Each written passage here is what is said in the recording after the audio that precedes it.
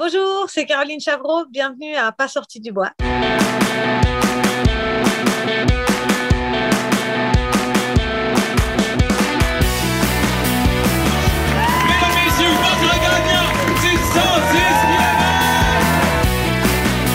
tu commences à te sentir bien en courant un ultramarathon, fais-toi-en pas, ça va passer. Grand champion du 125 km! Je tiens à remercier la belle gang de NAC qui est partenaire depuis les tout débuts du balado. Si t'es un athlète d'endurance, il faut absolument que tu essaies leurs produits. Je niaise pas, c'est un game changer. Les barres Ultra Énergie ont le parfait ratio de 4 grammes de glucides pour 1 gramme de protéines, mais surtout, le goût est débile. NAC, c'est des produits faits par et pour des athlètes d'endurance. Hey, puis depuis l'année passée, ils ont même des produits 100% vegan. Ben oui. T'as le goût d'essayer ça? Va sur le nacbar.com, choisis les produits qui t'intéressent et entre le code promo pas sorti du bois pour obtenir 15% de rabais. PASSORTIDUBOIS. Merci NAC, puis je vous souhaite un bon épisode. Ouais, ben, on n'est pas sorti du bois, hein?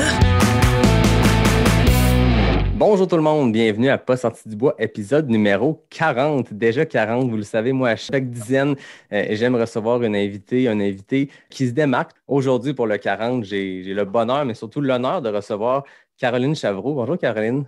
Bonjour. Merci beaucoup d'être là. C'est rien, c'est un plaisir. En fait, Caroline, tu es une athlète franco-suisse de trail. On aura l'occasion de parler de ton palmarès exceptionnel. Je ne veux pas te gêner d'entrée de jeu comme ça, mais je tiens simplement à dire en ouverture que tu es la 3e personne de l'histoire à avoir remporté et l'UTMB et la Hard Rock derrière Chris Hemel et Kilian Jornet. Fait que c'est quand même quelque chose de particulier. Puis mes auditeurs connaissent bien la Hard Rock, connaissent bien l'UTMB. C'est des courses mythiques. Puis tu fais partie de ce trio qui a remporté ces 2 courses-là. Donc, je ne savais pas, mais... Voilà, je te l'apprends. Donc, c'est ça, je le disais, tu es une athlète franco-suisse. Où es-tu présentement? Je suis vers Annecy. Je suis chez moi, dans ma maison, dans un petit hameau, pas loin de Annecy. Donc, pour les Québécois, c'est loin. Annecy, c'est vers Genève, entre la France et la Suisse. Exact. Je suppose que tu as un panorama qui fait rêver. Si je regarde par ma fenêtre, moi, il n'y a pas de montagne. Je suppose que toi, à Annecy, tu as une belle vue sur la nature. Bon, là, ça commence à se couvrir un peu, mais oui, il y a de la montagne, ouais. Bon, c'est le fun. Merci beaucoup d'être là. Moi, en ouverture, je le dis toujours, j'ai ma bière de la microbrasserie Emporium, donc mon partenaire. Les gens de Québec connaissent bien l'Emporium. Donc, c'est une plumage nuptiale, une double Oat Cream IPA. Puis je pense que c'est rendu ma bière préférée. Donc, merci à la gang de l'Emporium. Pour vrai, elle est excellente. Fait que cheers à toi, Caroline. Merci d'être là.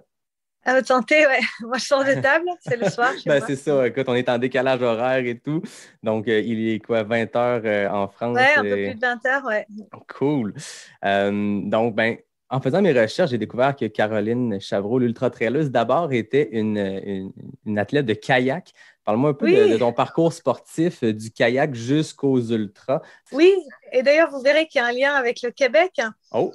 En fait, quand j'étais petite, ma sœur, qui avait 7 ans de plus que moi, a fait du kayak. Et comme je voulais tout faire comme ma sœur, j'ai aussi commencé le kayak. Et puis, j'avais un peu l'esprit de compétition. Donc, de fil en aiguille, j'ai commencé vers 12 ans. Et puis, quand j'ai eu 16 ans, j'ai été en équipe suisse pour les championnats du monde junior. Et puis, j'ai fait 3 saisons en junior. Après, en senior, j'étais en équipe nationale suisse. Donc, j'ai pas mal voyagé. Et notamment, à un moment, j'ai eu un entraîneur qui entraînait une équipe de Québécois. Il y en avait même un qui venait des territoires du Nord-Ouest et j'avais du mal à comprendre son français. Il avait un accent très prononcé. Et les autres venaient tous de la région de Montréal. Et c'est vrai que j'ai passé pas mal de temps avec eux à m'entraîner. Et d'ailleurs, je suis allée aussi au Québec à cette occasion. C'est très beau. Et c'est vrai que j'aimerais bien y retourner. Toute cette grande, il y a plus de place que chez nous. Il y a une belle nature sauvage qu'on a peut-être moins chez nous. Hein. Et donc voilà, je salue le Québec à la même occasion, la belle province. Oui. Et bref, j'ai fait beaucoup de kayak, mais à un moment, le sport s'est professionnalisé. En fait, au début, j'ai eu des bons résultats. Et puis après, d'un coup, le niveau est monté parce qu'il y a de plus en plus de gens qui faisaient ça à titre professionnel. Et moi, j'avais envie de faire mes études en même temps et mes parents quoi. À l'époque, je dépendais de mes parents financièrement. Il n'était pas question de me payer une année sabbatique pour aller m'entraîner en Australie ou ailleurs. Et donc, finalement, j'ai commencé à comprendre que j'avais atteint mes limites. Et puis, en plus, c'était un sport très court, très explosif, des efforts de 2 minutes à peu près. Et je crois que physiologiquement, j'étais pas faite pour ça. J'étais plus faite pour les efforts longs. Et donc, bref, j'ai arrêté quand j'avais 22 ans. Et puis après, j'ai décidé de commencer à grimper, en fait. C'est aussi un sport dont j'avais toujours rêvé. J'avais toujours rêvé de grimper, mais quand j'étais petite, il n'y avait pas de club d'escalade. Mais là, je me suis trouvé des copains. Et puis, de fil en aiguille, j'ai vraiment été mordue d'escalade. Et c'est là que j'ai rencontré mon mari. Et puis, jusqu'à on veuille avoir un enfant, finalement, j'ai beaucoup grimpé, mais pas en compétition, seulement en falaise. D'ailleurs, pour moi, la compète, c'était quelque chose de jeune, en fait. Et j'imaginais pas tomber un jour, pouvoir un jour faire de la compète plus tard, en fait, à un âge plus avancé. Et puis, bref, j'ai eu 3 enfants assez coup sur coup. Et puis là, ben, j'étais une mère un peu fusionnelle, donc je me suis beaucoup occupée d'eux. Et en même temps, j'ai commencé à me sentir un peu frustrée de ne pas pouvoir faire du sport. J'avais des copines qui étaient sportives, qui couraient, qui faisaient de la rando. Et puis moi, j'avais l'impression de m'empâter, de ne pas faire grand-chose.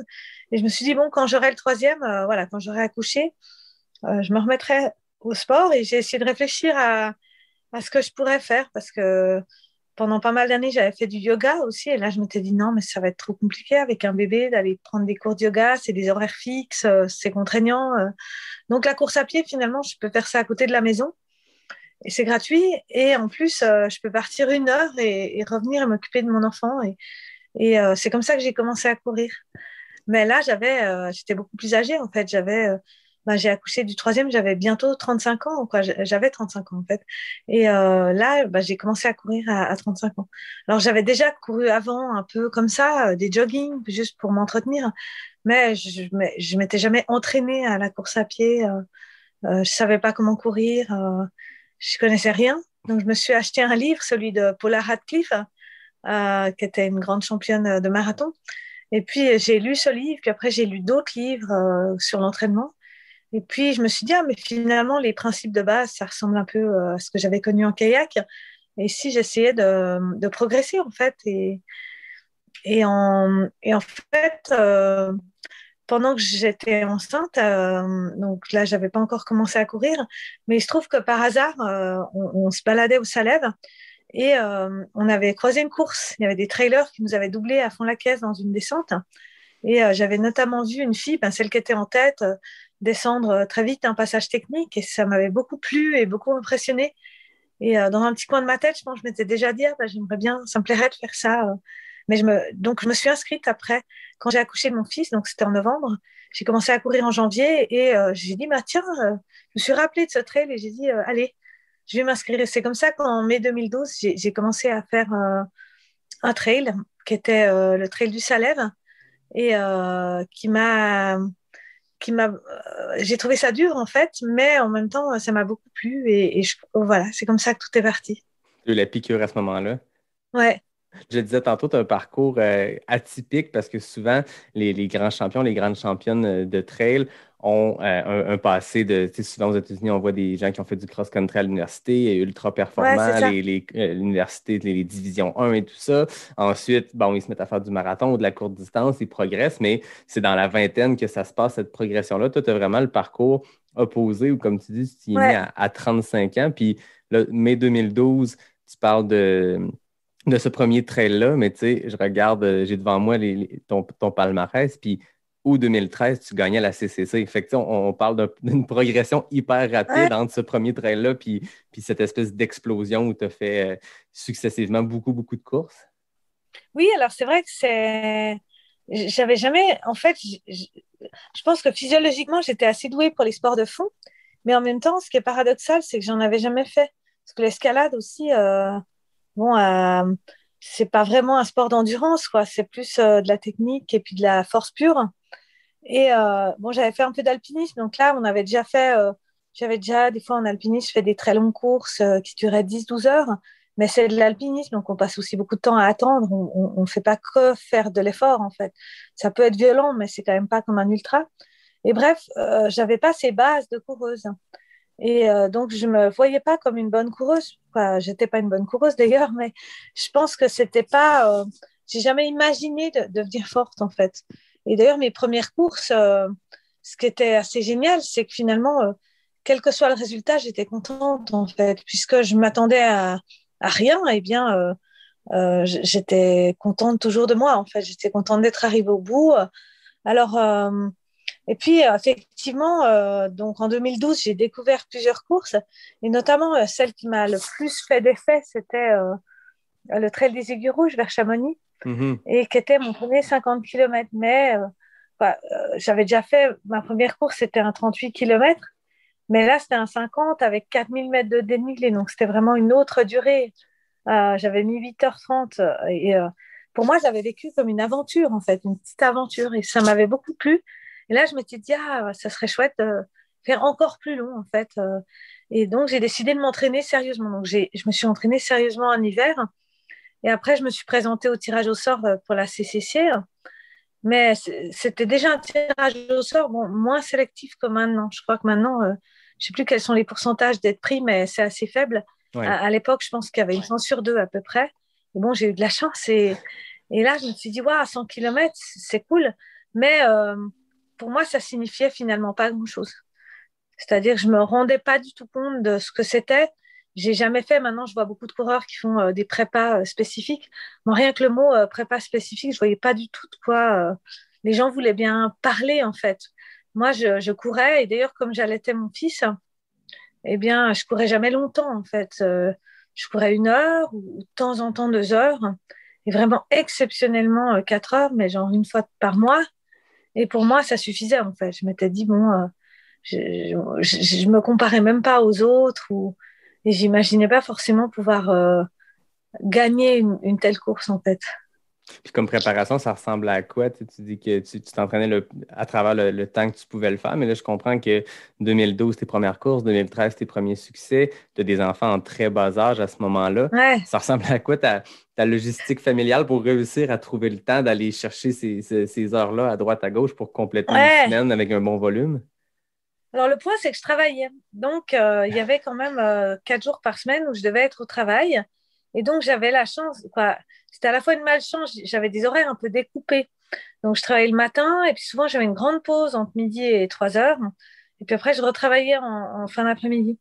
Alors, c'était un peu une malchance parce que du coup, ça me tenait éloignée de ma famille un peu longtemps. Mais d'un côté, de toute manière, j'étais sur place, bah, ça me laissait ces 3 heures pour avoir le temps de m'entraîner. Et donc, je m'entraînais surtout sur les jours de travail. Alors, c'était pas très reposant parce que je travaillais. En plus, mon fils, je l'allaitais, il voulait pas manger autre chose, donc il m'attendait. Il mangeait toutes les 2 heures la nuit. Donc, c'était un peu fatigant. Je travaillais à plein temps. Mais en même temps, c'était cool parce que ben, j'avais pour la première fois, j'avais quand même l'opportunité de m'entraîner. Par contre, la préparation, c'est vrai que, comme j'ai dit, j'ai appris un peu dans des bouquins, je connaissais personne dans le milieu de la course. Donc, je m'étais dit, ben, je vais faire un peu comme en kayak, c'est-à-dire que je vais alterner des séances d'intensité avec des séances d'endurance. Mais comme j'ai pas beaucoup de temps, ben, comme j'avais pas le temps de faire des sorties très longues, eh bien, toutes les sorties, je les faisais vite, quoi, vite pour mon niveau, hein, mais je veux dire plutôt à fond. En fait, je m'entraînais à fond tout le temps. En intensité Donc, tout je le sais que temps. c'est pas trop, voilà, c'est pas très recommandé, mais finalement, ça m'a assez bien réussi dans mes débuts parce que ça m'a fait progresser. Et puis après, le week-end, bah, je gérais avec mon mari. J'arrivais des fois, des fois, je faisais que des activités avec les enfants. Il fallait de toute manière bien faire des jours de repos parce qu'au début, j'étais pas capable de courir tant que ça. Et puis, des fois, j'arrivais à aller courir 1 ou 2 heures le matin, ou comme ça. Mais il n'y avait rien de planifié. Puis d'ailleurs, à ce moment-là, il y a des gens qui m'ont dit, ah, mais tu devrais prendre un coach, etc. Mais pour moi, c'était pas envisageable parce que j'avais pas envie de me plier à un programme rigide. Pour moi, la course à pied, ça restait accessoire, en fait. Ce qui passait en premier, c'est la famille.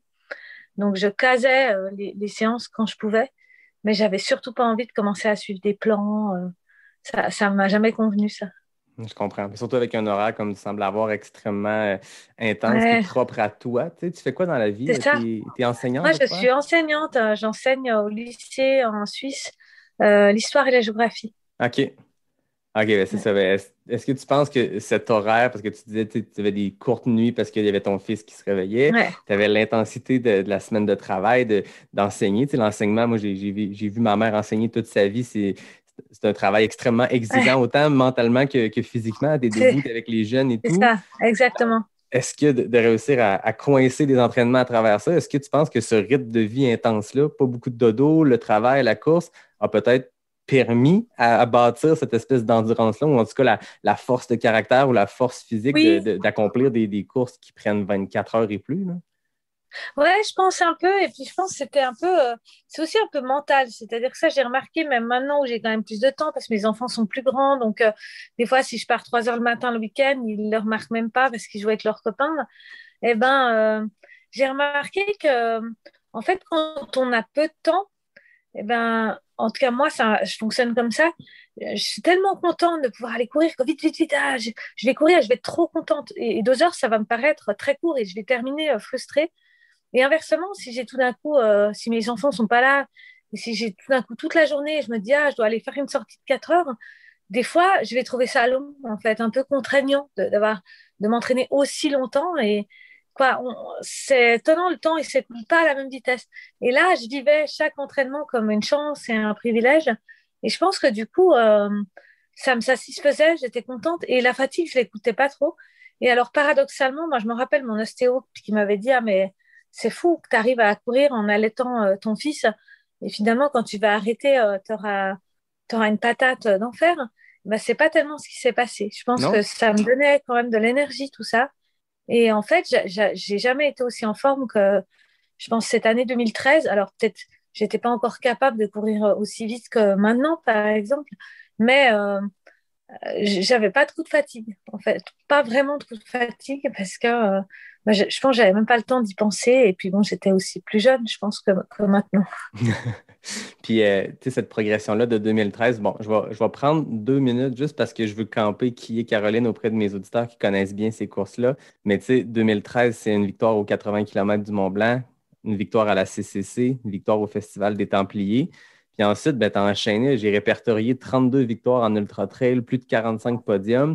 Une année 2016, bon, j'arrête après, là, je ne veux pas te gêner, mais l'année 2016, c'est 10 victoires, dont, Ouais, attention tout le monde, la Trans-Grande Canaria, le Madère Island Ultra Trail, le 80 km du Mont Blanc, l'UTMB et les championnats du monde de trail du Portugal. C'est une seule saison 2016. Fait que, ouais, ça c'était une belle année. une montée en puissance de 2013 où tu faisais des premiers essais à t'entraîner le midi à travers le boulot et tout, jusqu'à ces années-là exceptionnelles. Est-ce qu'il y a quelque chose qui a changé dans ton mode de vie, dans ton entraînement, ou ça a toujours été cette recette-là? Oui, alors quand même, hein, c'est-à-dire qu'en 2013, j'y allais vraiment pour la découverte. D'ailleurs, par exemple, le 80 du Mont Blanc, encore quelques semaines avant, j'étais inscrite en fait sur le marathon. Et tout d'un coup, je me suis dit, ah, ça va être trop rapide. J'avais vu tout d'un coup une vidéo du marathon et je m'étais dit, ah, jamais j'arriverai à suivre les gens, ça va foncer, je vais me retrouver seule derrière. Non, il faut que je fasse quelque chose de plus long, comme une sorte de grande randonnée. Et puis, je m'étais inscrite sur le 80, c'était la première édition. Donc, à l'époque, il n'y avait pas de tirage au sort. Donc, ils avaient accepté de changer mon inscription. Et, mais je me doutais pas du tout que ça serait aussi dur. Et puis, donc, j'y allais vraiment en amateur pour la CCC, quoi. Quand je pense maintenant comment j'ai préparé cette CCC 2013, je me dis, je pense que même aujourd'hui, les derniers du peloton, ils préparent pas ça comme ça, en fait, hein. En fait, la veille, quand je travaillais encore la veille, j'avais juste pris le vendredi, je crois que je sais plus quel jour c'était, je crois le vendredi, puis j'avais juste pris le vendredi de congé, en fait. Donc, je travaillais jusqu'au jeudi à 5 heures. Et puis, le jeudi à midi, j'étais rentrée chez moi à la pause du midi. Je m'étais dit, bon, il faut que je commence à préparer cette course-là, c'est demain. Et je commençais à étudier le profil, à faire le sac, à me dire, mais qu'est-ce que je vais manger, qu'est-ce que je vais boire, comment je vais organiser. Puis, j'avais pas d'assistance, en fait. Mon mari avait pas envie parce qu'il devait s'occuper des enfants, puis j'avais pas cherché quelqu'un d'autre. Donc, j'ai fait ça vraiment à l'arrache, quoi. Je suis arrivée à Chamonix le soir, un peu à l'arrache. Le matin, j'ai pris le car.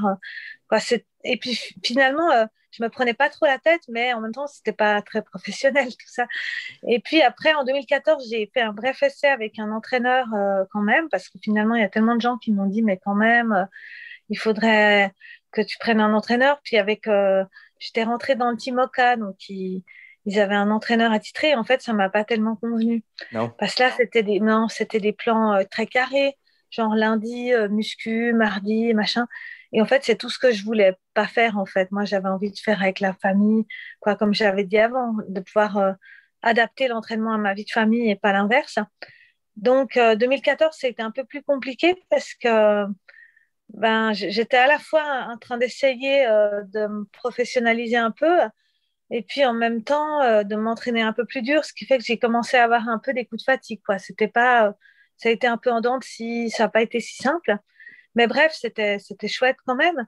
Et puis, c'est vrai qu'en 2015, j'ai commencé à vraiment progresser, notamment parce que il y avait ces championnats du monde à Annecy et là, j'ai commencé à avoir des ambitions. Donc, je me suis mis au régime sec, je me suis entraînée dur.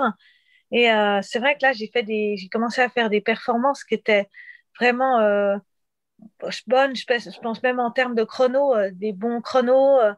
Et puis après, en 2015, je me suis aussi rapprochée d'un autre entraîneur, Jean-Louis Ball, qui est connu un peu dans le milieu parce qu'il entraîne des skieurs alpinistes, notamment Axel Gachet-Mollaret, qui est qui est une star dans le milieu de la rando. Et puis avec lui, ça s'est vraiment bien passé parce que lui, en fait, il me donnait une trame. Et puis après, j'adaptais comme je voulais. C'est-à-dire qu'il me disait, voilà, dans la semaine, ce serait bien de faire ça, ça, ça et ça.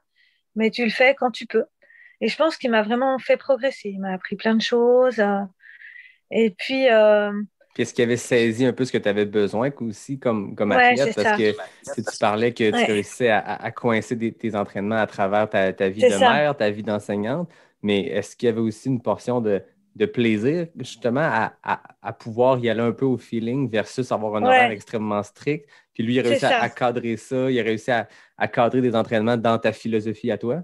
C'est ça. Et ça, c'était vraiment cool parce que, alors bon, il me faisait faire beaucoup de sorties beaucoup plus longues. Donc, quand je réfléchis bien, en 2016, c'est vrai que c'est l'année où j'ai beaucoup fait de choses avec les enfants, mais où je me suis octroyé finalement le plus de week-ends. Ils étaient encore assez petits, mais assez grands aussi pour apprécier d'aller, par exemple, chez mes parents ou chez les autres grands-parents et d'être gardé par d'autres gens, en fait. Et donc à ce moment-là, je me suis un peu plus autorisée à les laisser certains week-ends ou même une semaine de vacances entre Noël et Nouvel An. J'étais partie sans eux pour la première fois depuis leur naissance. Et là, j'avais fait vraiment beaucoup de sorties très longues parce que lui, il me disait, mais si tu veux, quoi, il hallucinait un peu que j'ai pu préparer des ultras sans jamais faire de sorties longues, quoi. Il me disait, non, mais il faut quand même faire des sorties de 4, 5, 6, 7 heures. Donc, j'avais quand même augmenté mon volume d'entraînement. Et ça, c'était cool parce que ça m'a vraiment bien fait progresser. Et puis, j'avais quand même, ouais, j'avais une logique plus professionnelle. Et c'était aussi chouette de savoir que la manière dont je m'entraînais était juste. C'est-à-dire d'être suivi par quelqu'un, ça rassure aussi. On se dit, on fait juste, on est dans le juste, en fait. Et, mais c'est vrai que j'aurais pas pensé faire aussi bien en 2016. Et je pense qu'il y a eu aussi un phénomène où, euh, que je dirais pas que c'est de la chance, mais j'avais quand même un peu la chance d'être toujours en forme au bon moment. Parce que des fois, même si on se prépare bien, ben, on peut avoir un petit imprévu de dernière minute qui fait qu'on n'est pas en forme le jour J. Par exemple, en 2014, au Templiers, je voulais faire la grande course des Templiers. Et vraiment, quelques jours avant, mais encore 3 jours avant, j'avais une forme d'enfer. Moi qui n'avais pas été une coureuse rapide, là, je commençais à courir vraiment vite. Et je m'étais dit, ouais, je vais pouvoir faire quelque chose de bien. Et la veille de la course, j'ai tout de suite senti que ça allait pas, en fait. J'avais la tête, j'ai voulu courir une demi-heure, j'avais la tête qui tournait. Et après, j'ai dû abandonner la course parce que j'étais complètement épuisée. Et des fois, même si on se prépare bien, même si on est en forme, il peut y avoir le petit grain de sable qui fait que ça marche pas. Puis en 2016, il n'y a jamais eu ce grain de sable, en fait. Tout s'est bien passé tout le temps. Chaque fois, j'avais des jambes de feu, j'étais en forme. Puis évidemment, une fois qu'on a commencé à réussir, bien la confiance arrive. Et puis, c'est vrai que c'est assez stimulant d'avoir confiance, en fait. Et puis, je partais devant et ça, évidemment, ça met un état d'esprit qui est positif, en fait. C'est vraiment un cercle vertueux. Et ouais, c'était ça en 2016. La confiance en tes moyens comme coureuse, mais aussi la confiance, je suppose, comme tu dis, quand ça fait 7 8 courses consécutives où il n'y a pas de petits grains de sable dans Ouais, l'engrenage, mais je suppose que parce que je sais ce que tu parles à un autre niveau complètement. Moi, je cours des ultras plus en mode mid-pack, mais il y a toujours, tu sais, tu commences la course en disant j'ai des bonnes sensations, mais tu as toujours Ouais, l'espèce de petite crainte dans le fond de la tête de se dire ouais, est-ce qu'au kilomètre 80, l'estomac va me lâcher parce que c'est arrivé c'est à ça. X moment. Là, je suppose que quand tu es sur une lancée, tu sais, tu gagnes la Transgrande Canaria, tu vas à l'île de Madère, tu gagnes les 80 km du Mont-Blanc. Ouais, Puis toutes des courses où il y a des courses parfaites comme un ultra peut être parfait, mais tu sais, des courses où justement tu as des bons feelings du début à la fin, ouais, ça doit me mettre en confiance. Tu dois te présenter une ligne de départ avec le couteau entre les dents puis prêt à tout, là. ouais, c'est ça. Et ce qui est drôle, c'est que à l'époque, j'avais commencé à aller sur Strava, donc je peux bien voir les chronos. En fait, je vois qu'à l'entraînement, même quand j'essayais d'aller vite en 2016, j'étais pas si rapide que ça. Sur, je me rappelle de quelques sorties où vraiment j'essayais de me pousser. Et à l'entraînement, je faisais pas des performances exceptionnelles. Mais en course, tout marchait en fait. Et ça, c'est vrai que c'est génial aussi. Euh, et évidemment, ce que je me suis pas forcément rendu compte à l'époque, c'est que du coup, j'avais pris l'habitude d'être devant. Et ce qui est difficile ensuite, c'est si dans une course, quand on a toujours l'habitude d'être devant, si une fois on n'est pas devant, des fois c'est un peu plus perturbant aussi de tout d'un coup garder confiance, même si au départ on n'est pas dans le coup en fait. Et ça, c'est ce que, si maintenant je m'y remets, c'est ce qu'il faudra aussi que j'apprenne à faire, en fait. C'est faire la course à mon niveau. Et tant pis, si des personnes sont plus rapides, les laisser filer devant. Ouais, je Ouais, comprends. Être confortable ouais, dans une position qui n'est pas celle de tête. Puis on ouais, le voit en exactement. ultra. Tu sais, moi, je suis un gros fan du sport aussi, donc on suit les courses. Puis tu sais, des performances comme Xavier Thévenard, sa victoire à l'UTMB, je pense que c'est 2018. Il a laissé les Américains, puis Ouais, disons-le, les têtes folles, là, ceux qui sont partis à un rythme qui était ouais, des dizaines de minutes plus rapide que les temps les plus rapides jamais enregistrés.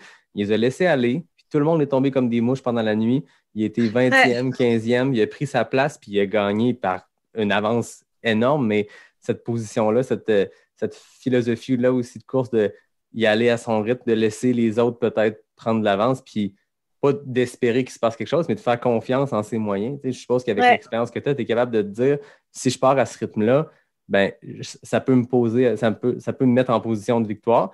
Si quelqu'un qui a une journée exceptionnelle, tant mieux. Mais sachant que tu es en troisième, quatrième, cinquième place, avec un rythme que toi, tu sais qui est le bon, ouais, c'est ben, en ça. avant, peut-être que ça va casser. Tu sais, ça reste qu'il y a Ouais, des athlètes exceptionnels autour de toi, t'en es une aussi, mais à un moment donné, il y a aussi la confiance puis l'expérience qui entre en jeu. Puis tu le ouais, je sais que pense. toi, plus vite que ça, en ce moment, les autres, il y a des bonnes chances qu'ils cassent à un moment donné.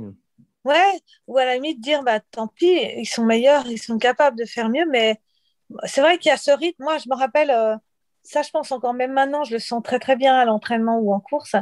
Il y a un rythme où on est confortable, mais on sait qu'on ne pourrait pas aller plus vite en étant toujours confortable. Et moi, c'est ce rythme-là que je prenais dans les courses et que j'arrivais à garder longtemps, en fait.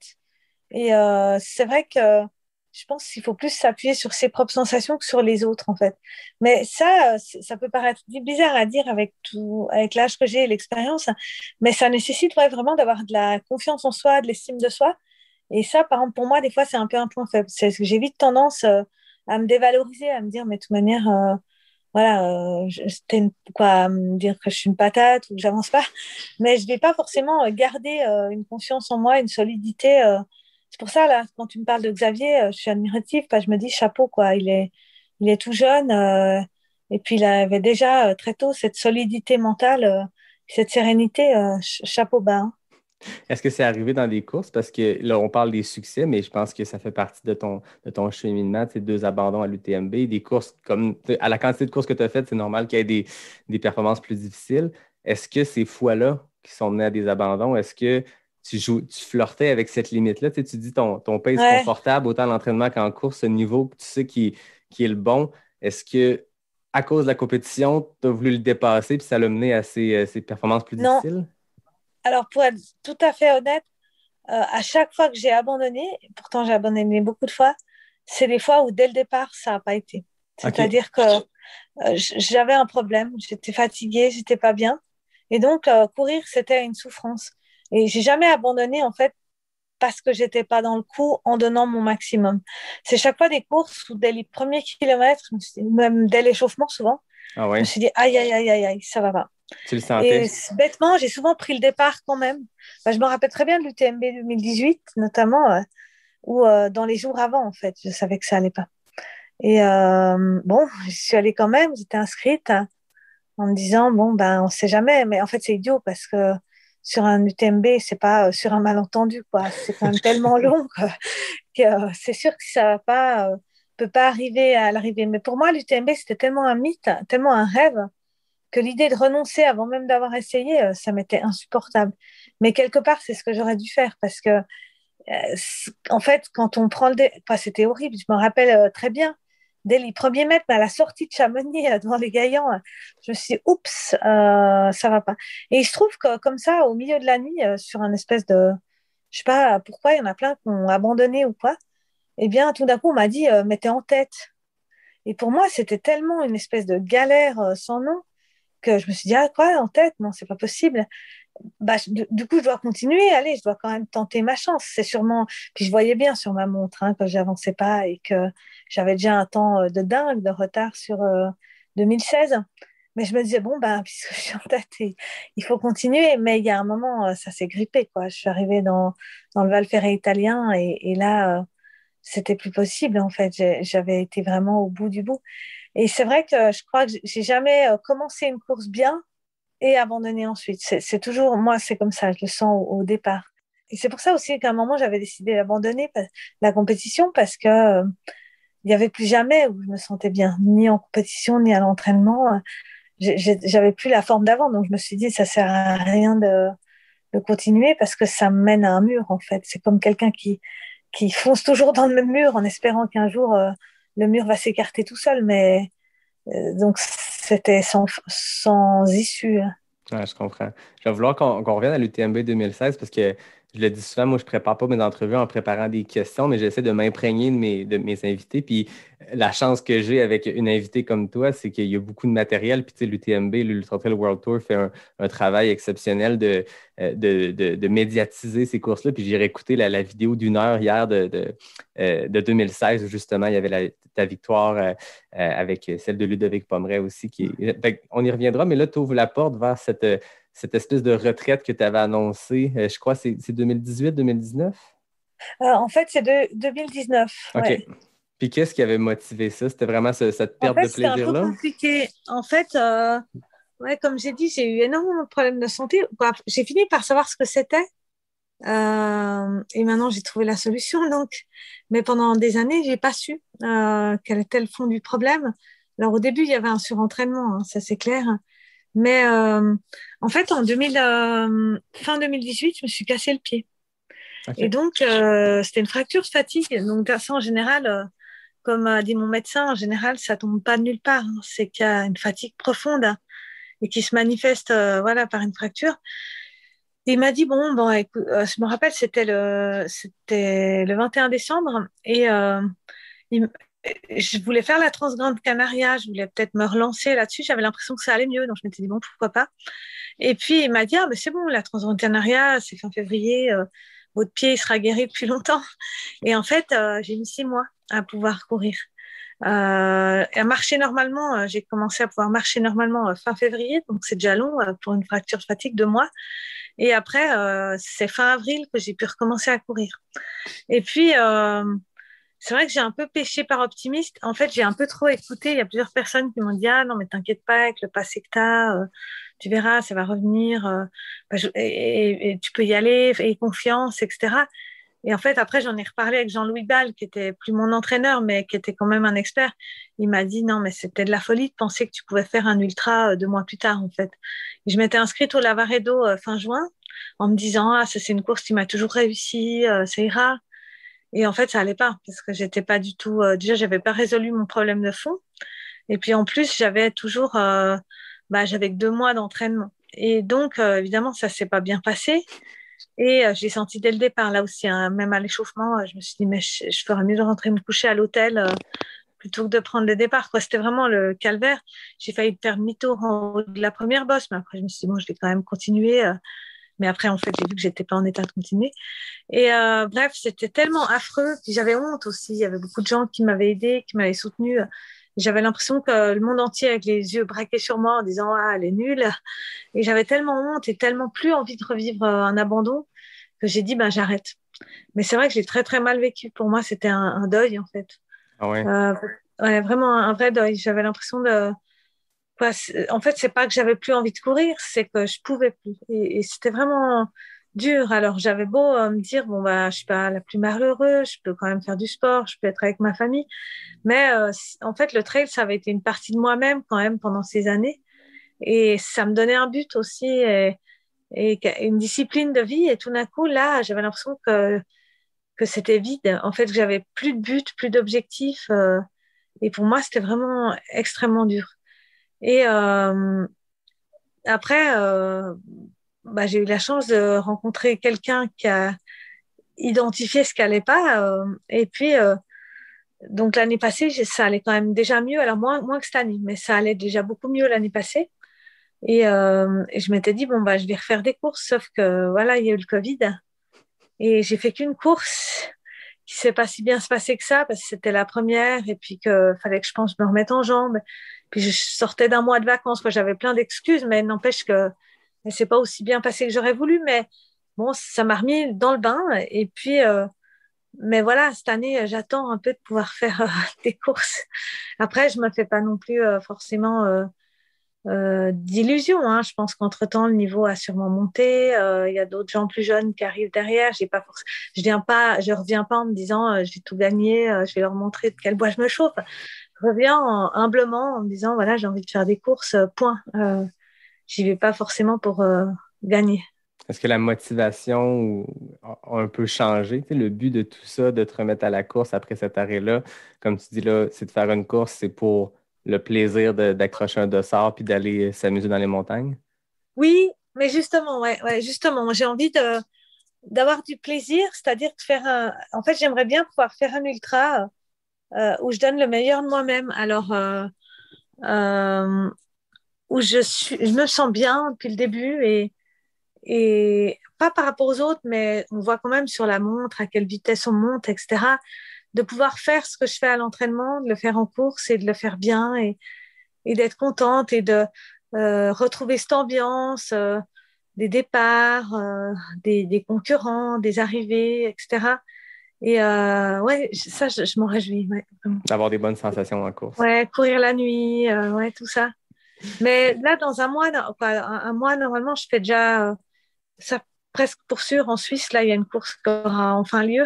OK. Une course de 30, alors c'est très court, hein, c'est 30 km. Mais justement, je m'en réjouis, ça va être cool, ça va pas être trop long. Et puis après, en fin juin, je désespère pas qu'il y ait un ultra qui a lieu, peut-être même dans un mois à la Maxi Race, je sais pas. Et c'est une course qui a lieu à Annecy et Ouais. ils ont l'air de dire que peut-être que ça pourrait avoir lieu. Enfin, c'est un peu vague, mais je me dis ça pourrait être déjà une belle expérience. Donc je pense qu'en 2020, je vais quand même pouvoir en faire. Ah oui.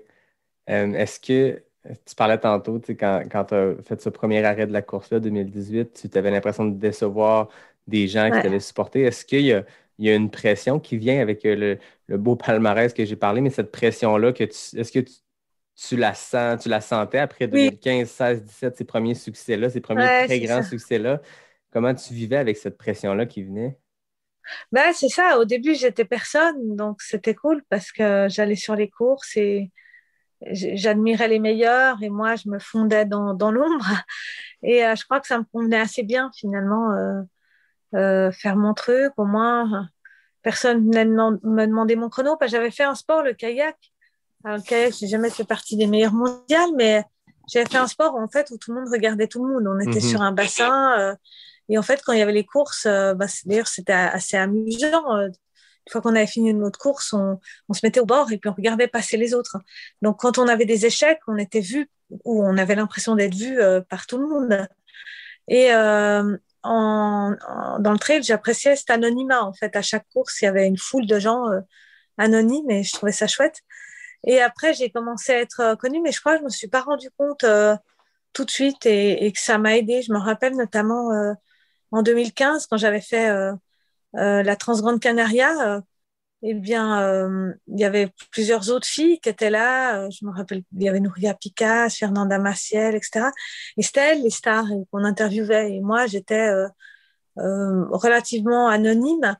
Et des fois, j'étais même gênée un peu en dépassant des filles dites des championnes, de me dire, waouh, quoi, ça me gênait un peu. J'arrivais derrière en me disant, est-ce que j'ose passer Et finalement, c'était bien aussi.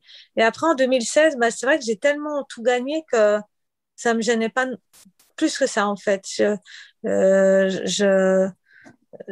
ouais, je regardais pas trop. Mais j'ai commencé à trouver qu'à la fin, ouais, j'ai commencé à trouver un peu gênant, notamment des gens qui disaient, ah, mais c'est pas possible, elle doit être dopée. Enfin, j'ai remarqué aussi que quand on est bon, on peut attirer un peu des critiques et des jaloux ou des médisants ou je sais pas. Donc Je ça, pense que c'était ça vient déjà, avec ça, le succès, peu importe le sport, mais je ouais, pense que ça ouais, vient avec ça. Ça part de ouais. détracteurs qui ne peuvent pas Mm. concevoir que tu cours à cette vitesse-là ou que tu remportes ces courses-là. Les gens, tout de suite, cherchent la solution facile de Ouais, ah, ben, elle doit être dopée, alors que c'est complètement ridicule, mais ça doit être frustrant quand ouais, même c'est parce ça. que tu les as travaillées ces heures-là, puis j'ai l'impression, je ne veux pas dire plus que les autres, mais quand j'entends que tu continues d'enseigner, que tu réussis à squeezer les entraînements à travers la vie et tout, moi, ça m'impressionne de voir ce niveau-là que tu as atteint à travers un horaire très typique comme monsieur, madame, tout le monde qui nous écoute ici, qui s'inscrit à des courses pour le plaisir, qui s'entraîne à travers le boulot, les enfants.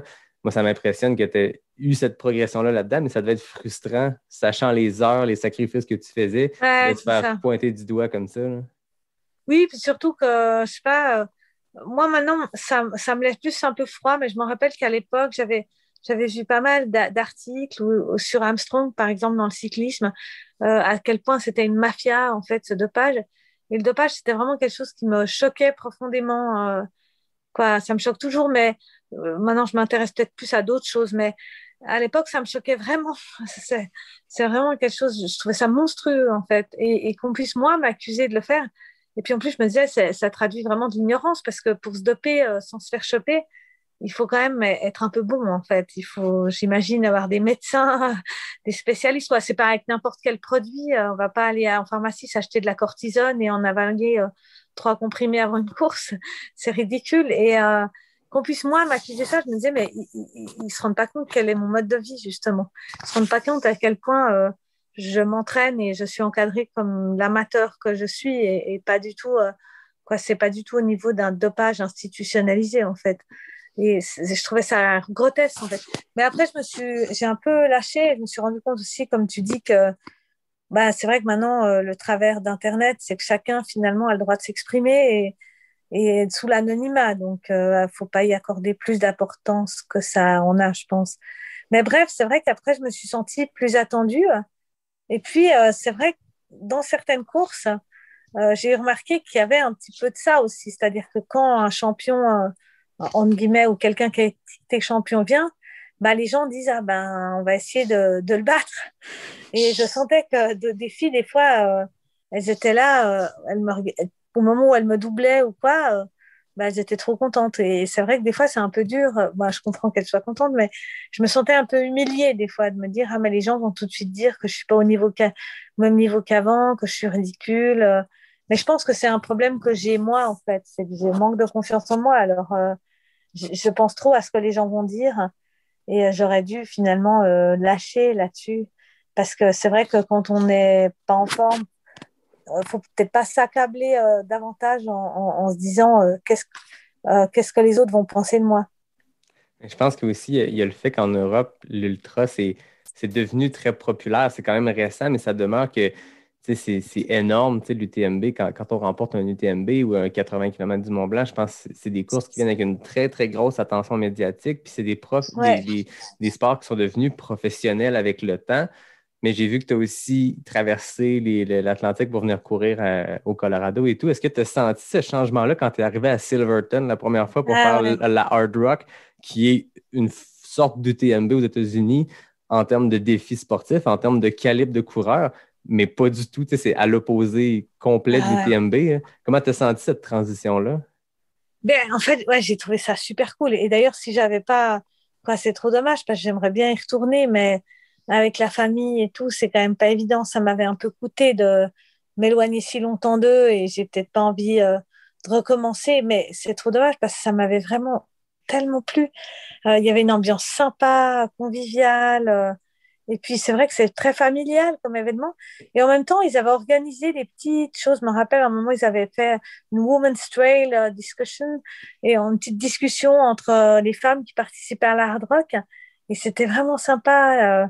Ouais, ils créaient cette ambiance de famille, en fait. Et je m'étais rendu compte qu'il y avait plein de gens qui y retournaient chaque année, soit comme bénévoles, soit comme coureurs, hein, parce qu'ils appréciaient cette ambiance.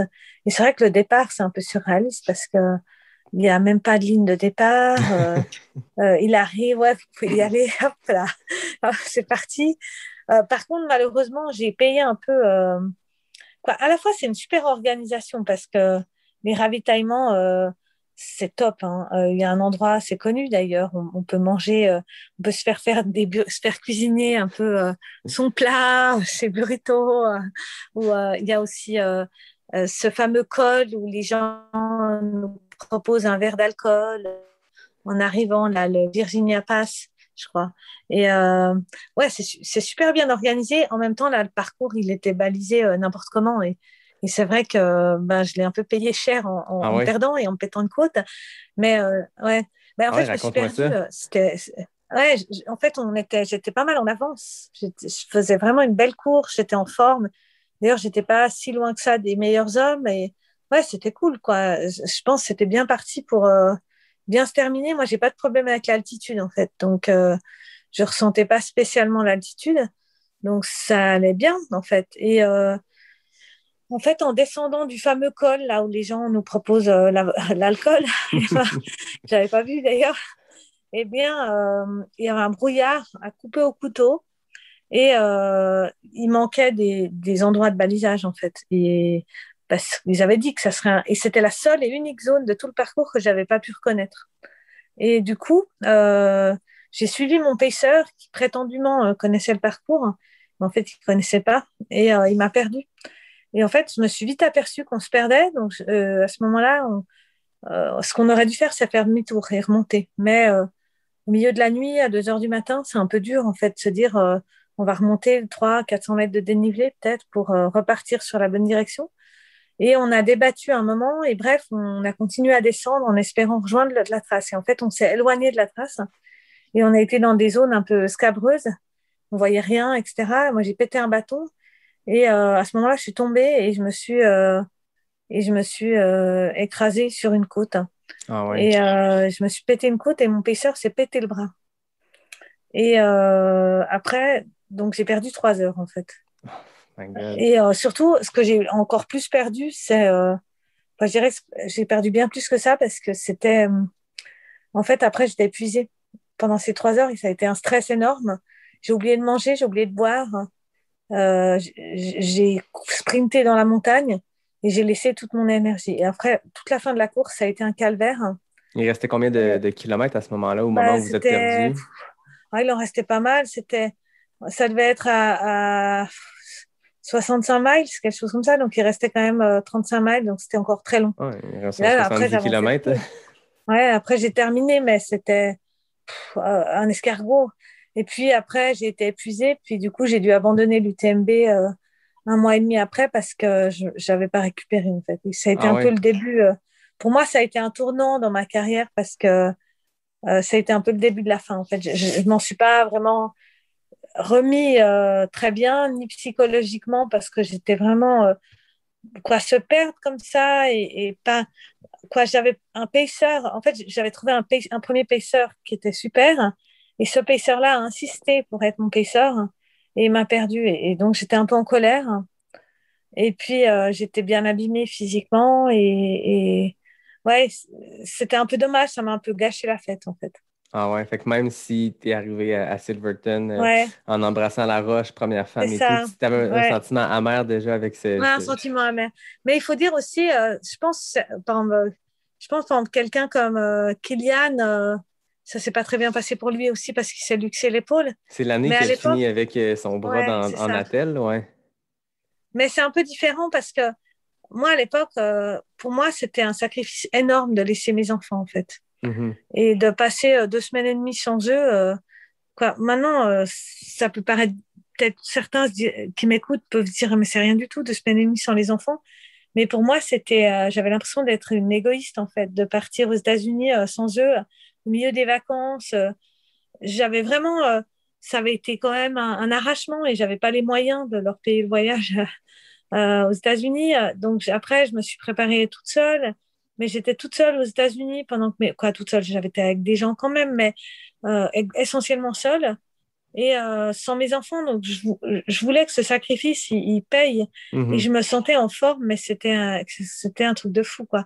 Les jours avant, je pense, je m'étais jamais sentie aussi en forme de toute ma vie, en fait. J'avais un cœur qui battait à 30 au repos. J'avais une forme d'enfer et j'étais là.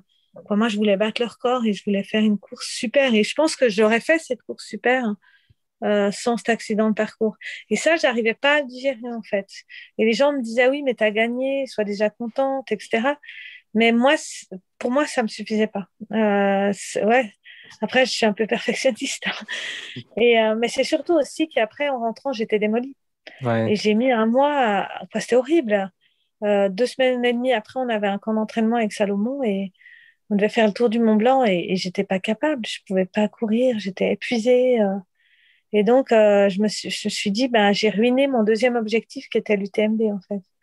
Et ça, c'était un peu dur à avaler. C'est des courses qui sont très proches aussi en Ouais, temps, tu sais, même pourtant, sans blessure, juste en termes de récupération, point. Tu sais, la Hard Rock, ouais, c'est dans le coin du 20 juillet habituellement, tu sais, mi-fin juillet. Puis ouais, c'est tout l'UTMB, près. certaines années, tu sais, c'est fin août. Fait que c'est probablement les deux des plus durs 100 miles au monde consécutivement. C'est en moins de 2 mois, c'est fou quand même, là. Ouais, c'est un peu fou. Donc, c'est intéressant de voir que cette Hard Rock-là, autant c'est un grand succès, je veux dire, c'est une des courses les plus difficiles, non seulement à compléter de par son altitude, ses sentiers techniques, mais c'est très prestigieux comme course, mais de voir que ça a comme été, tu sens que c'était un point tournant qui t'a amené justement vers cet abandon à l'UTMB puis ce qui a suivi. Ouais. Oui, parce que en fait, pour moi, l'UTMB, en fait, en 2016, c'était tellement extraordinaire de gagner et devant toute cette foule avec cette ambiance incroyable, j'avais envie de revivre ça en fait. C'était tellement fantastique, je rêvais de revivre ça. Et mon objectif vraiment, c'était l'UTMB, de faire un doublé, de gagner de nouveau en 2017. Et puis il se trouve que j'ai été prise au tirage au sort à la Hard Rock et tout le monde m'a dit ah bah faut pas manquer ça, c'est une trop bonne occasion. Donc je me suis dit bah je vais faire les deux. Et là, quand j'ai été blessée à la Hard Rock, j'ai compris que quoi, j'ai assez vite compris, pas tout de suite, mais en rentrant chez moi et en voyant à quel point j'étais épuisée. Parce qu'en fait, quand je suis rentrée chez moi, évidemment, mes enfants étaient encore petits. On était en vacances, on a un chalet, enfin, mes parents ont un chalet en montagne. On était en vacances là-bas et je pouvais pas dormir non plus Ah ouais. autant que j'aurais voulu. Et donc, j'ai récupéré de manière compliquée et j'ai tout de suite compris que ça allait être long, en fait. Et là, à ce moment-là, j'ai commencé à penser que ça serait difficile pour l'UTMB. Mais comme je suis optimiste, eh bien, j'ai essayé d'y croire quand même, mais plus ça allait, plus c'était compliqué. Et quand j'ai abandonné en 2017, eh ben, j'ai eu beaucoup, beaucoup de mal à m'en remettre aussi. Ouais. Donc, c'est vrai que je me suis pris. C'était un peu difficile pour moi après cette année-là et j'ai du mal à récupérer. Mais je pense parce que j'avais déjà aussi. Il y a eu plusieurs choses qui se sont passées. Je pense que j'avais fait un surentraînement après 2016. Et puis, j'avais réussi à récupérer pour 2017, donc ça, c'était bien. Mais après, j'ai reglissé dans la fatigue de nouveau. Et il se trouve aussi que j'avais une carence en iode. Et ça paraît bête parce qu'aujourd'hui, les médecins ne testent plus le iode. Ils considèrent que tout le monde en a assez. En fait, c'est pas vrai. Ah ouais? J'ai vu un reportage récent sur Arte, là, c'est une chaîne franco-allemande, qui s'appelait Demain tous crétins, en fait, et qui disait qu'il y avait un pourcentage important de gens qui n'avaient pas assez d'iode. Et moi, j'avais une carence vraiment sévère en iode. Et en fait, le iode, c'est un élément essentiel. Et ça conditionne tout, la récupération, le sommeil, ça régule la thyroïde. Et moi, j'avais un problème de thyroïde. Et en fait, personne, quoi, quand j'ai commencé à être fatiguée, j'ai eu 1 milliard de bilans sanguins parce qu'à l'époque, j'avais quand même la chance d'être suivie par des médecins de l'ITRA. Et en fait, personne n'y a pensé. Et les médecins me disaient, mais on comprend pas pourquoi tu es si fatiguée, on comprend pas, tu as des bilans sanguins qui sont parfaits.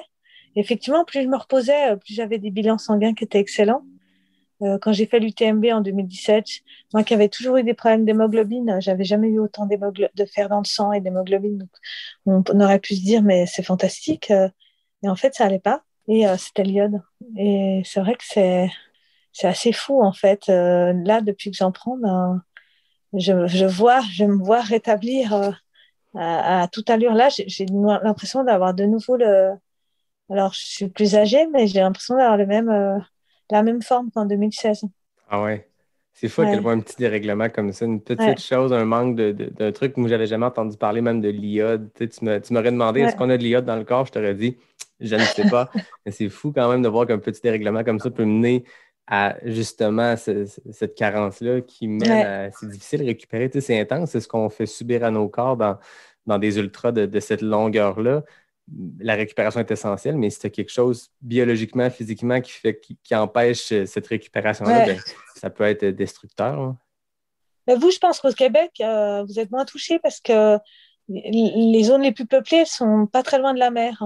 OK. Et donc, l'air, etc., il en contient.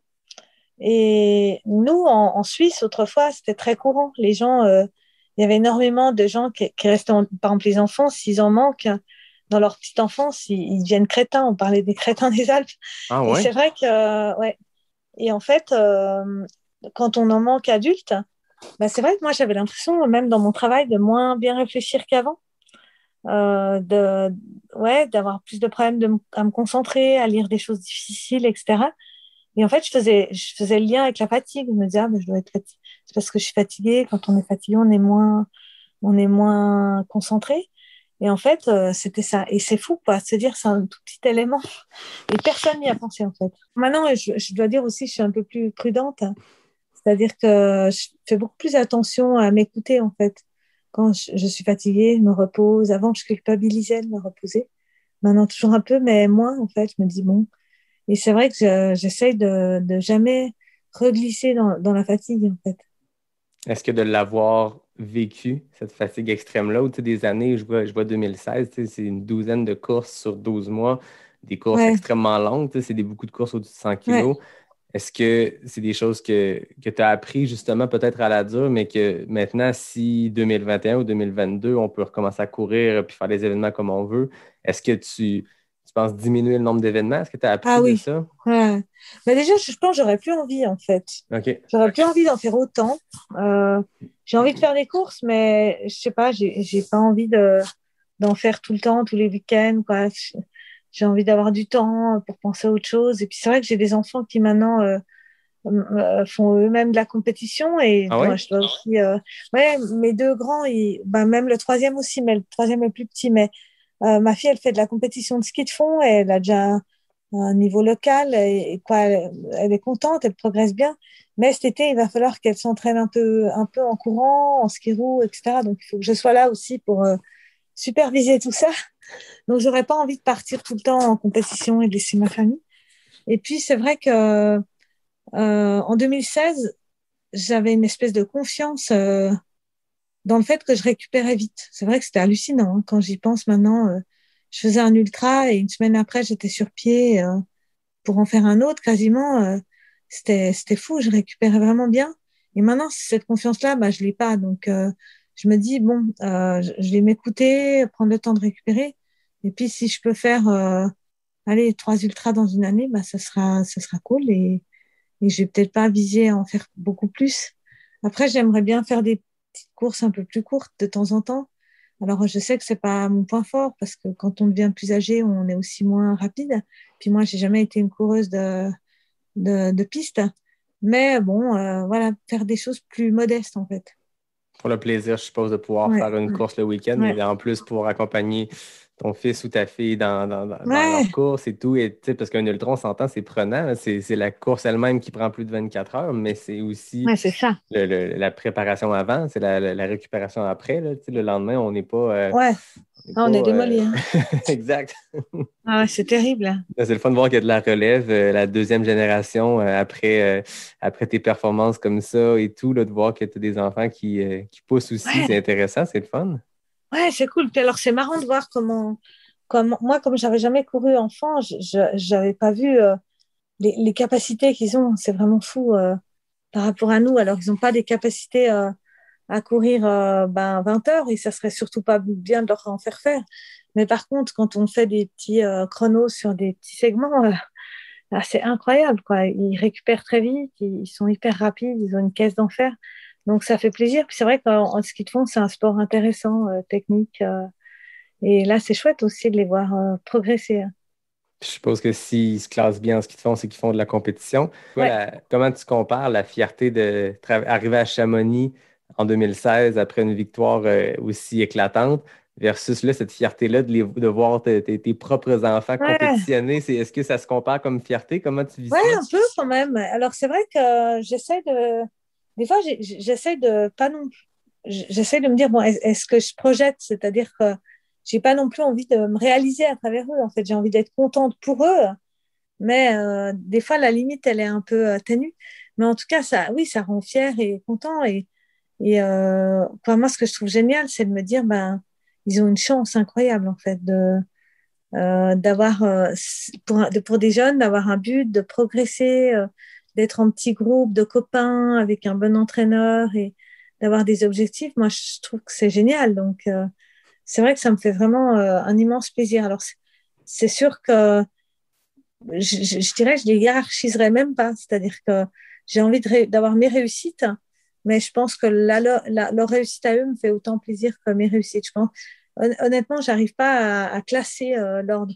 Bon, c'est sûr que l'UTMB à Chamonix, c'est vraiment placer la barre très haut là, mais Non, c'est mais tu vrai sais, que moi, c'est je vois vraiment j'ai cool. pas d'enfants pour ma part, mais tu sais, je vois des amis qui ont des enfants, puis je vois la fierté dans leurs yeux de Ah ouais. première fois qu'ils se lèvent debout, puis qu'ils marchent. Fait que là, je me dis de toi qui es une grande compétitrice, tu sais, qui a accroché plein de sorts, de voir Ah, tes petits partir, puis faire des compétitions de ski de fond, ça doit être un trip exceptionnel, là.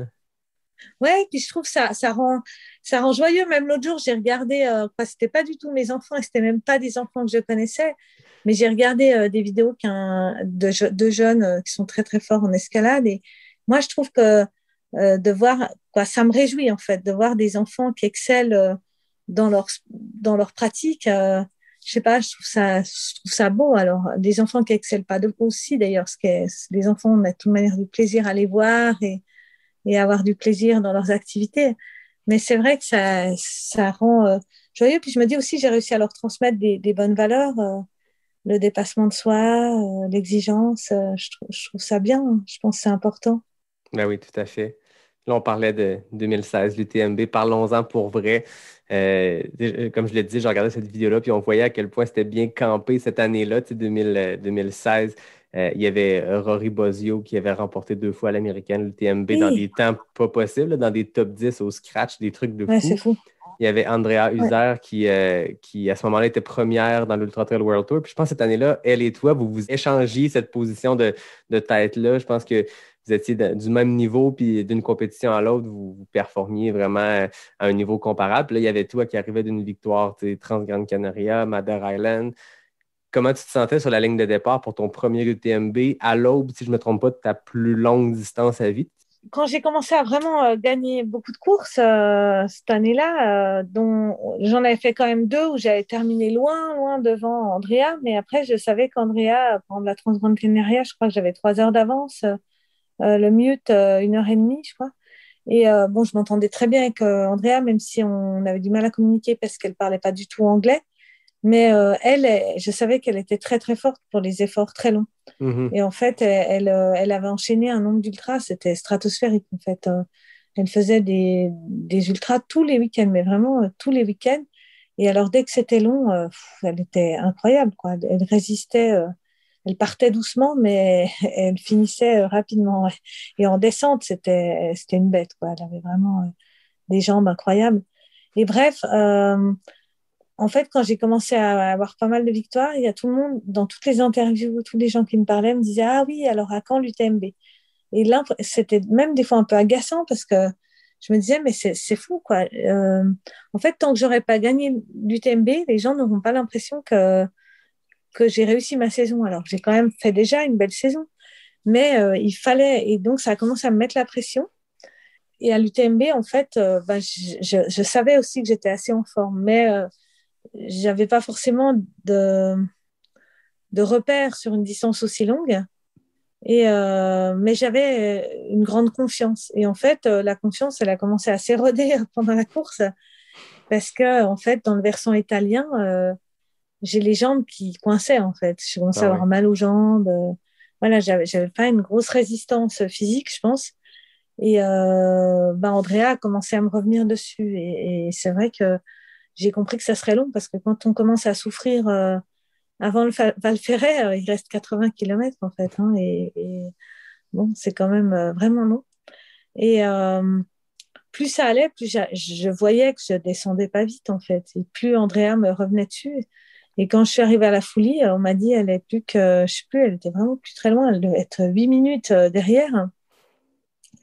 Je me suis dit, mon Dieu, 8 minutes, ça me laisse pas de marge. Alors qu'elle était une demi-heure derrière, plus tôt dans la course. Et donc, je me suis dit, oh là là, elles me font dessus. Et comment je vais faire pour tenir jusqu'à Chamonix? Et là, ça a commencé à tourner au calvaire. Et après, elle avait plus que 4 minutes, en fait, à la Foulie. En fait, je suis sortie du ravitaillement, j'étais démolie, j'avais envie de me poser un peu. Et je suis sortie du ravitaillement et là, elle entrait. Et donc là, je me suis dit, wow, on est encore loin de Chamonix, je crois qu'il reste encore 40 km, mais avec 3 cols. Et je me suis dit, c'est quand même pas gagné. Et là, j'ai eu un moment d'hésitation, en fait. Ça, je m'en rappellerai, je pense, toute ma vie. J'étais quelques centaines de mètres après la Foulie. Là, je me suis retournée et je l'ai vue quelques virages en dessous de moi. En fait, elle n'avait pas dû s'arrêter au ravitaillement ou à peine.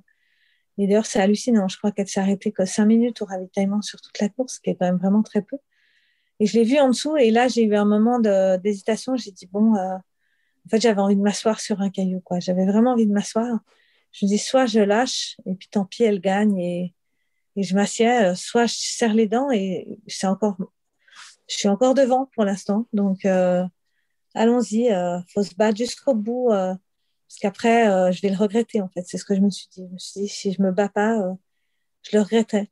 Mais en même temps, c'était un peu dur parce que j'avais le souvenir, pour avoir suivi les années d'avant, que tous les gens à ce niveau-là, la course était faite. Henri Boillot, elle avait déjà 2 heures d'avance. En 2015, Nathalie Mauclair, moi, j'avais abandonné. J'avais pas encore abandonné à ce moment-là, mais j'allais pas tarder à abandonner. Elle avait au moins une demi-heure d'avance. Et je m'étais dit, c'est pas juste, quoi. Il faut que moi, l'année où je suis en forme, eh bien, j'ai une concurrente qui me talonne. Moi aussi, j'aimerais avoir une heure d'avance. C'est un peu puéril, mais à ce moment-là, j'étais un peu en colère. Et donc, j'ai serré les dents dans toutes les descentes. En fait, les montées, c'était pas vraiment un problème. J'arrivais à tenir le coup et monter, bon, comme on monte à la fin d'un 100 miles, mais monter. Mais c'était les descentes, c'était une torture. Et là, j'ai serré les dents. Et donc, après, je lui ai repris du temps, en fait. J'avais de nouveau 8 minutes d'avance, ou même plus à Valorcine. Et donc, je me suis dit, bon, là, il reste que, je peux, 15 km jusqu'à Chamonix. C'est encore un peu long, mais ça va le faire, ça va aller. Et j'ai serré les dents et il y avait mon mari qui m'attendait, il y avait du monde et tout. Là, je commençais à espérer avoir pour se gagner, mais c'est vrai que c'était vraiment un combat en fait, et tellement un combat que à l'arrivée, j'avais du mal à réaliser en fait. Ça avait été vraiment très dur. Mais en Je même temps, pense c'est qu'elle a ça. terminé 9 minutes derrière toi au Je final. crois sept en C'est fait, ouais. extrêmement rapide. On parle Ouais. d'une course de 170 km. Ouais, on était quasiment à égalité. Et c'est vrai que c'est ça qui a rendu la victoire plus belle. Ce qui m'avait par contre frappé, c'est quand elle est arrivée en fait, et ça j'ai trouvé ça très beau en fait. Elle n'avait pas du tout de dépit, parce qu'on pourrait imaginer d'être un peu dépitée en fait, mais elle était vraiment une joie sincère et je trouvais beau et je me suis dit ouais, elle a la classe quoi. C'est vraiment elle était juste contente, quoi. C'était incroyable. Et d'ailleurs, l'année suivante, c'était assez fou parce qu'en fait, c'est Nouria Picasse qui avait gagné et elle aurait pu largement la doubler. Et il paraît qu'elle l'a laissé gagner. Et pour moi, c'était incompréhensible, en fait. Ah Je me ouais. suis dit, ouais, il paraît qu'elle a vraiment, elle est arrivée 1 minute derrière et il paraît qu'elle avait largement de quoi la laisser gagner, mais elle a dit non, ça va comme ça. Et j'ai trouvé, quoi, Andrea, elle était comme ça, en fait. Je crois que elle aimait enchaîner les ultras. Bon, elle aimait bien être devant, mais c'était pas la victoire à tout prix. Elle avait vraiment la classe, ouais. Comme tu dis, vous êtes croisés à plusieurs courses cette saison-là et tout. Ouais, Vous avez eu à vous côtoyer autant sur le parcours ouais. que je suppose dans les événements autour. Est-ce que tu avais tissé des liens avec elle avec le temps? Oui, oui. Bah, elle, notamment, juste avant les championnats du monde, là, elle m'avait sauvé la mise. Il me manquait un certain nombre de matériel. Et elle m'avait juste, mais une demi-heure avant le départ, et elle m'avait, à 5 heures du matin, là, elle m'avait aidée. Non, vraiment, elle était cool, elle était toujours rigolote, sympa. Pour ça, elle est décédée, là. Et Mais c'est c'est vrai que ça. moi, je trouve, j'y pense souvent. Bah, j'y ai pensé encore l'autre jour. Je me suis dit, ah, moi, quand j'étais en train de courir, je me suis dit, ah, moi, je suis sur montagne en train de profiter de la vie, puis elle est plus là. C'est vrai que ça m'a fait de la peine parce que c'est vraiment quelqu'un qui profitait, qui était toujours positive et d'une modestie hallucinante. Mais D'ailleurs, surtout j'ai vu avec que les l'histoire que tu réactions, racontes, les anecdotes que toi tu ouais, ouais, racontes, je suppose qu'au nombre de courses qu'elle a fait, les gens ont beaucoup ouais, d'anecdotes ouais, sur elle. ouais, Mais je me rappelle que exactement. quand la nouvelle était tombée qu'elle était décédée, il y avait eu une vague de Ouais, témoignages exceptionnels sur toute l'humanité de cette femme-là, au-delà de ouais, l'athlète hallucinante qu'elle était. C'était surtout tous les gens, personne ne parlait de ses palmarès, ses podiums, les gens parlaient ouais, à quel point tous ceux qui l'avaient côtoyée étaient ouais. en amour avec cette femme-là. Ouais, puis c'est vrai qu'elle devait connaître beaucoup de monde parce que comme elle faisait des ultras tous les week-ends, c'est sûr qu'elle avait eu le temps de nouer des liens avec plein de monde. Puis c'est vrai elle était très. Ce qui la limitait, je pense, c'est le fait qu'elle parle pas l'anglais, mais elle était très souriante, très joviale. On se sentait à l'aise avec elle.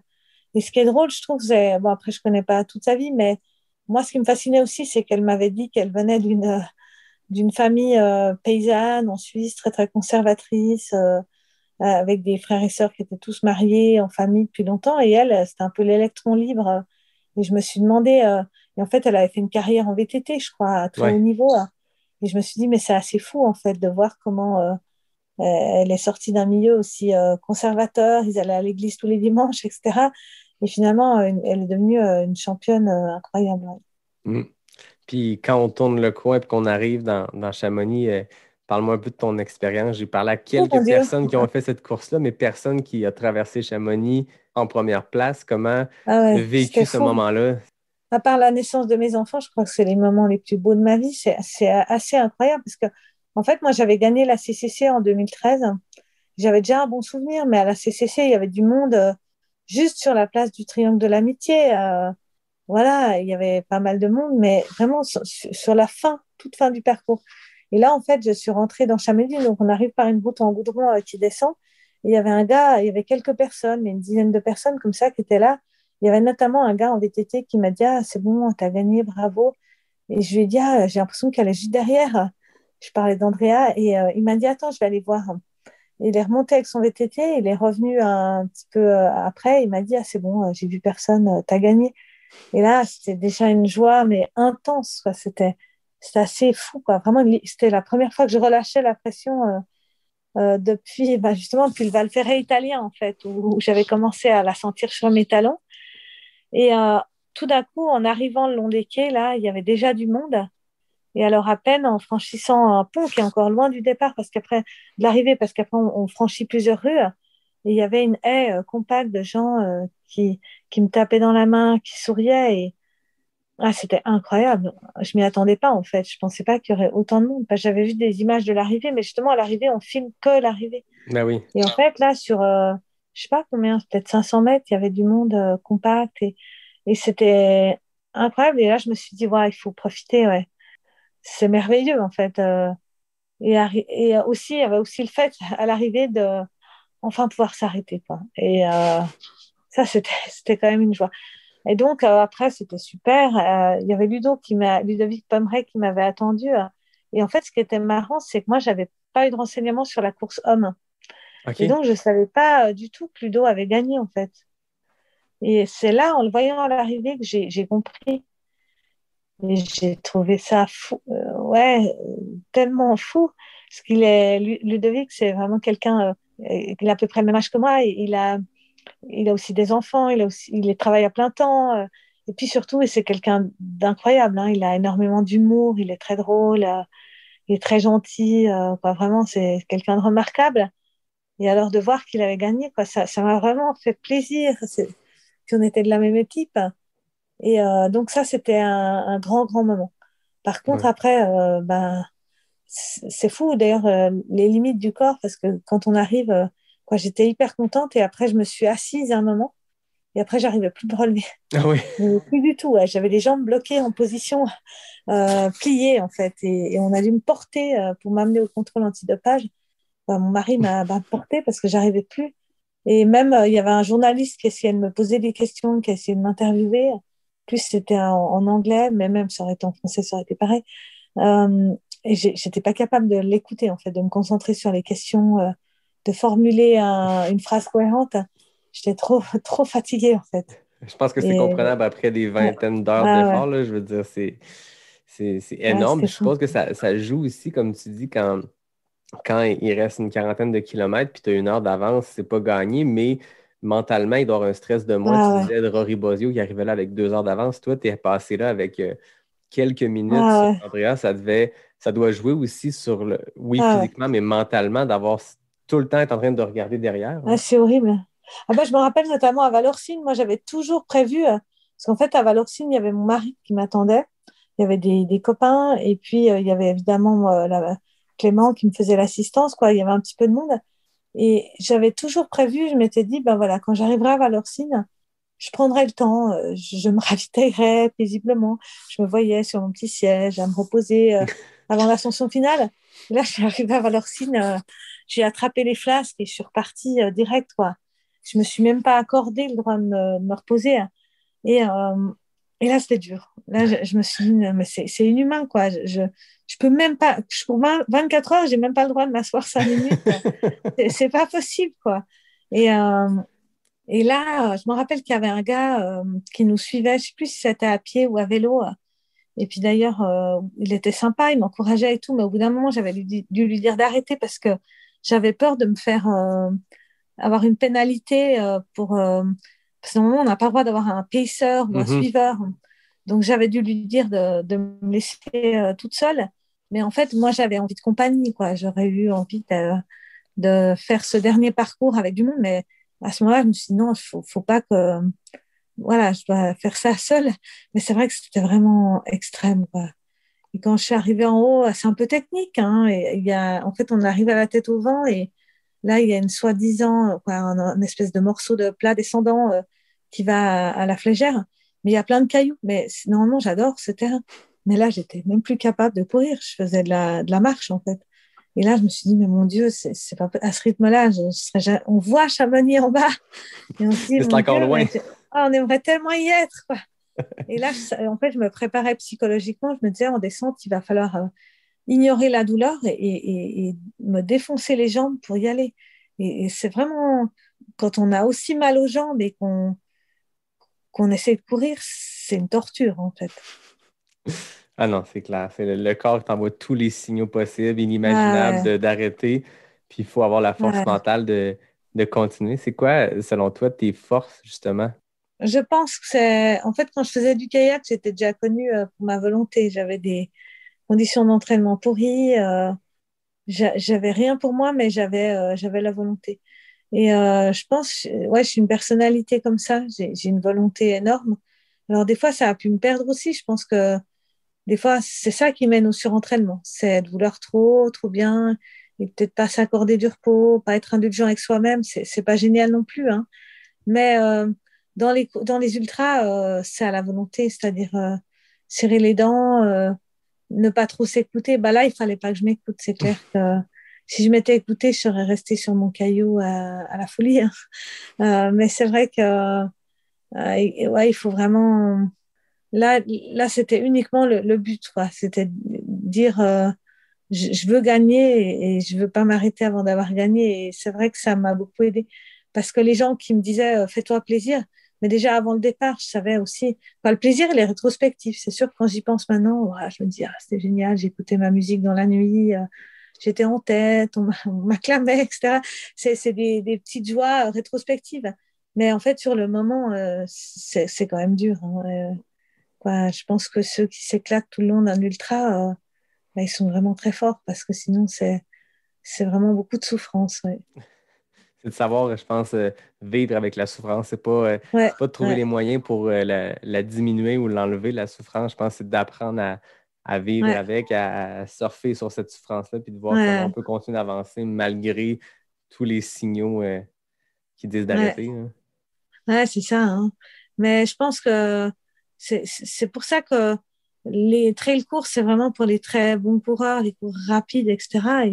Et l'ultra, c'est plus, bah, il faut sûrement, c'est mieux d'être bon coureur aussi, mais en plus, il faut avoir cette résistance à la souffrance.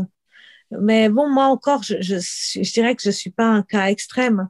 Les gens qui font des choses beaucoup plus longues comme le Tour des Géants, etc. Pour moi, c'est des surhommes parce que là, c'est encore vraiment autre chose. Après, il y a le manque de sommeil. Moi, je sais pas si je serais capable enfin, moi, ma volonté, elle a quand même des limites, hein. Je Hmm. serais pas si je serais capable de faire des efforts qui durent 3, 4, 5 jours. Ça me paraît vraiment encore une autre dimension, là. Est-ce que c'est quelque chose que tu as en tête pour le futur moyen-long terme, ces longues distances-là, ces 200 miles-là?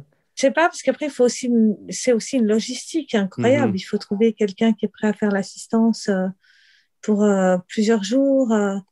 Ouais, dans l'absolu, oui. Mais ce qui me fait peur, c'est un peu le côté logistique.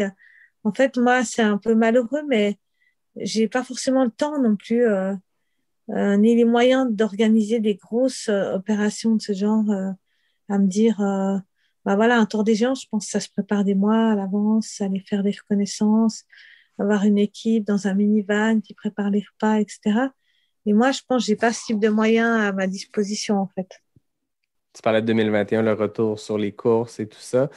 Qu'est-ce que tu as en tête pour les prochaines années? De t'éclater positivement, d'avoir du plaisir? Est-ce que tu as envie de pousser, voir où sont tes limites, puis comment ces limites-là Ouais, se comparent à l'élite actuelle? ouais, alors c'est sûr que j'aimerais bien, mais là, je vois, il y a quand même des gens très forts, hein. Là, j'ai vu, il y avait une course aux États-Unis, la Canyon Ouais. 100. Et j'ai vu que les filles qui ont été devant, elles allaient vraiment très, très vite. Alors bon, et je pense pas être capable de rivaliser avec ça. Pour l'instant, en fait, je me prends pas trop la tête. Je vais déjà faire une ou deux courses, un ou deux ultras, voir comment ça va. Et puis, bah, pour les années suivantes, on verra. Mais en tout cas, ce que je me suis rendu compte, c'est que le vrai plaisir aussi, je l'ai à m'entraîner, à faire du sport, à être dehors, à chercher aussi mes limites pour moi-même. Et je pense que même si, par exemple, cette année, c'est pas concluant et que je me dis, bon, tant pis, je vais pas forcément continuer en compétition, je continuerai à avoir cette discipline de m'entraîner et de faire du sport et d'essayer de me faire des petits challenges pour moi-même. Ça, c'est sûr que je pense que ça fera toujours partie de ma vie. Prendre du plaisir à l'entraînement Ouais, ouais, ouais. sans la pression des dossards ou Ouais, des tout à fait, médias, ouais, parce ouais, que, ouais. comme tu le disais, je suppose que là, dès que tu vas te commettre à une course cette année, peu importe avec l'ambition que tu as, peu importe dans quel contexte, c'est sûr que les médias doivent se tourner et faire Oh, oh, Caroline a s'inscrit, on va essayer de Ouais, lui c'est ça. parler, tu sais. Alors que je suppose que juste de pouvoir prendre du plaisir à l'entraînement. Ouais, c'est cool. Ouais, Mm. moi, je trouve, j'aime bien courir, faire du vélo et donc, en fait, je vais en faire des courses, puis on verra. Mais c'est peut-être pas si important que ça, en fait. Ben, c'est bien. Je pense que c'est une belle façon de voir les choses. Au nombre d'heures qu'on passe à l'entraînement versus le nombre d'heures qu'on passe en compétition, Ouais, c'est ça. faut prendre du plaisir dans l'entraînement, là. Ouais, ouais. Il y a beaucoup de gens qui ont vécu, même des gens qui ont des grandes ambitions en course. Mais je pense avec ces 2 années de Covid, là, il y a beaucoup de gens aussi qui sont aperçus, qui s'éclataient à s'entraîner, en fait. Et... Mais je pense que l'année 2020 avec la COVID nous a permis de se recentrer sur c'est quoi qu'on aime faire. Parce que une Ouais, fois que les courses sont tombées, une fois que les lignes de départ et d'arrivée sont plus là, qu'est-ce qui nous fait plaisir au quotidien? C'est de sortir s'entraîner, ouais, c'est de c'est se ça. faire, comme tu dis, des petits Ouais, challenges individuels. On a vu, en tout cas, je sais qu'ici au Québec, on a vu autant les niveaux élites que les niveaux amateurs, les gens qui ont, comme moi, qui prennent plaisir à juste se repousser ses limites puis de faire OK, bon, ben, il y a ouais. tel centre de ski, je pourrais essayer de le monter tant de fois, ou il y a telle Exactement. distance entre un point A et un point B, essayons de le faire le plus rapidement possible. Puis les gens ont pris plaisir. Puis on a vu des trucs vraiment créatifs se faire. On a vu des Ouais, défis que les gens se sont lancés. vraiment originaux puis vraiment trippants à regarder. Là. Ouais, c'est chouette. Ouais, cool. Moi, pour terminer, Caroline, j'ai toujours mes questions éclairs NAC. Ah oui. Donc, c'est mon partenaire NAC qui présente cette catégorie de questions. Donc, je t'explique, c'est 10 questions ultra rapides. Donc, 2 éléments, il faut répondre le plus rapidement possible. Et il y a des fastest known time, des FKT. Donc, le plus rapide, la femme la plus rapide, c'est Marianne Hogan depuis bientôt une dizaine d'épisodes qui est là en 21 secondes. Donc, c'est très rapide pour 10 questions. Oula, donc, moi, je sors mon je chronomètre. suis pas capable, je crois. C'est pour le plaisir, mais en même temps, je sens que tu as une fibre compétitive. Fait qu'on va voir comment ça se passe. C'est un effort qui est très court. Hein? On compare à un ultra. L'impression. Donc, il faut répondre le plus vite possible avec un seul mot, alors. Exactement. Tu me dis quand tu es prête, je pars le chrono. Allez, je suis prête. Route ou trail? Trail. Kayak ou alpinisme? Alpinisme. Roche ou racine? Roche. Île Canaries ou Madère? Madère. Avec ou sans bâton? Avec. Questionnaire protéines de grillon ou vegan? Vegan. Géographie ou histoire? Histoire. Sentier roulant ou technique? Technique. France ou Suisse? Suisse. Hard rock ou UTMB? UTMB. 25 secondes. C'est pas le temps le plus rapide, mais c'est dans les très, très, très bons temps. Excusez-moi pour la hard rock, parce que j'aime bien la hard rock aussi. Hein. Ben non, mais je suppose que tu aimes aussi beaucoup la France, mais c'est le défi de poser des questions. Mon objectif, c'est de vous mettre un peu dans l'embarras et de voir, OK, c'est quoi les 2 éléments les plus difficiles à répondre? Fait que là, géographie, tu me disais que tu étais prof de géographie ou histoire. Je t'allais les rajouter tantôt. Oh, j'aime bien les deux, ouais. Je comprends. Ben, Caroline, merci beaucoup de ton temps. C'était vraiment, comme je l'ai dit en ouverture, un bonheur et un honneur de te recevoir à Pas sorti du bois. C'était vraiment un plaisir de discuter avec toi. Ben, merci. Donc, à bientôt. Ben oui, à bientôt. Écoute, nous, on a des très beaux ultras au Québec. Je le sais que tu parlais de traverser l'Atlantique, venir aux États-Unis, ça avait été plus difficile. Mais bien. Quand tes enfants seront plus grands, vous viendrez en famille au Québec, vous allez voir, on a de la belle nature, des belles compétitions, des beaux ultras très profonds dans la forêt québécoise. Ça me plairait bien, ça. Vraiment trippant. Donc, tu seras la bienvenue. Puis écoute, tu me feras signe, puis on fera un enregistrement en vrai si tu viens au Québec. Ah ouais, avec plaisir, avec plaisir. Super. Fait que moi, comme d'habitude, je remercie David Hébert qui signe le design graphique du podcast. Je remercie mon ami Fred Desroches qui signe le thème musical. Je te remercie, toi, Caroline, de ton temps. Ça a été un vrai plaisir de jaser avec toi. Merci à vous. Au revoir. Au revoir à tout le monde. Je vous dis à bientôt pour un prochain épisode de Pas sorti du bois, le podcast 100% Trail.